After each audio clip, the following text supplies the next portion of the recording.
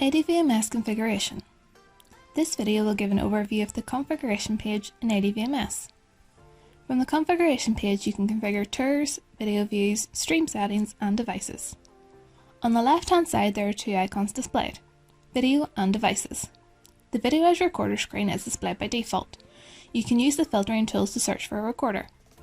To add a new recorder, click the Add New button in the top right corner. Similar to the installation process, you should complete the general information section, which includes IP address or domain name, username and password. The other fields are optional. Click the Save button. Feedback will be shown to the user in the area highlighted on screen. A maximum of 256 cameras can be added to AD VMS.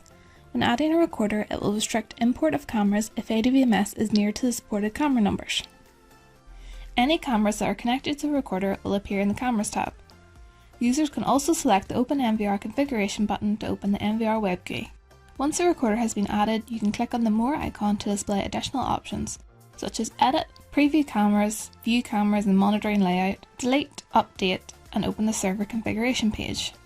Select the Video Edge Cameras option from the navigation bar on the left. This will display a list of all cameras added to AD VMS. You can configure the view to add additional information columns to be displayed. Click the video icon from the navigation bar on the left and select Tours. You can create tours from a pre-configured template if required. To create a new tour, click the Add New button in the top right corner. Enter a name and description for the tour and click the Save button. You can now drag and drop video views to the tour. Configure a dwell time and select if you want to use a preset or a pattern. Click the Add button. Click the Save button. A new tour has now been created. Once a tour has been created, you can click on the More icon to display additional options, such as Edit, Delete, Set Property, and Preview. To create a new video view, click the video icon from the navigation bar on the left and select Video Views. Similar to tours, you can create video views from a pre-configured template. Click the Add New button in the top right corner. Enter a name and description for the video view and drag in cameras as required.